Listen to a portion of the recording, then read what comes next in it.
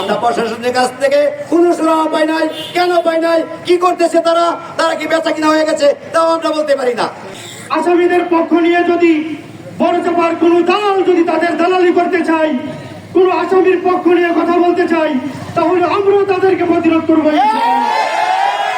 কোন দালালদেরকে এই বড়চাপার মাটিতে থাকতে দেবো না ইনশাআল্লাহ। যে আসামি এই হত্যাকাণ্ড ঘটিয়েছে, আমরা সামাজিকভাবে তাদেরকে বয়কট করলাম। তাদের সাথে আমাদের পারিবারিক, সামাজিক, অর্থনৈতিক, আত্মীয় স্বজনের কোনো দিক দিয়ে তাদের সাথে কোনো সম্পর্ক নেই। আমরা তাদেরকে বয়কট ঘোষণা করলাম।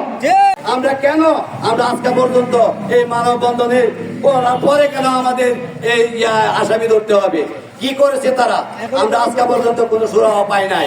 আমরা প্রশাসনের কাছ থেকে কোনো সুরাহা পাই নাই।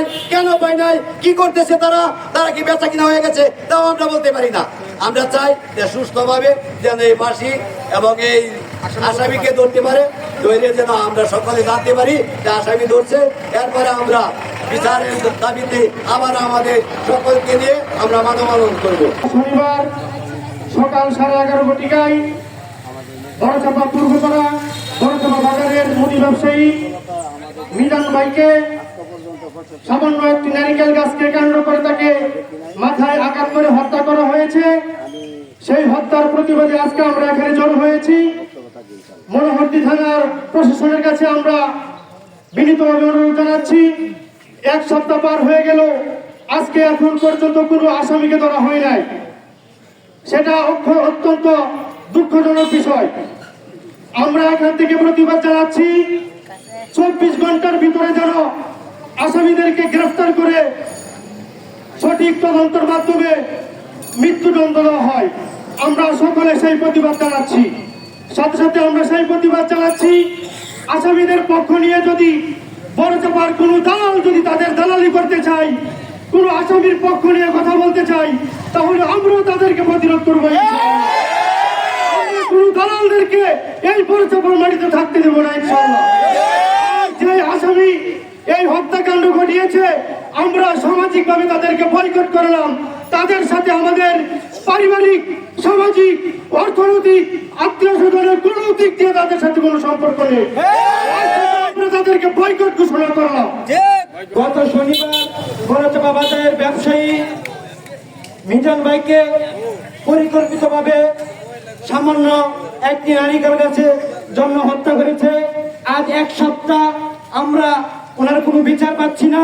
প্রশাসন নীরব ভূমিকা পালন করছে। প্রশাসনের নীরব ভূমিকায় আজকে খুনিরা দিব্যি কিন্তু ঘুরে বেড়াচ্ছে। আমরা এখনো কোনো সঠিক বিচার পাচ্ছি না। খুনিদের এখনো পর্যন্ত গ্রেফতার করা হয় নাই। মিজান ভাইয়ের 2টি ছেলে এতিম হয়েছে। যারা আজকে এই খুনির সাথে জড়িত, আমি প্রশাসনের কাছে দৃষ্টি আকর্ষণ করে বলছি, আপনারা অতি শীঘ্রই খুনিদের গ্রেফতার করে সঠিক বিচারের মাধ্যমে খুনিদেরকে ফাঁসি দেওয়ার জোর দাবি জানাচ্ছি।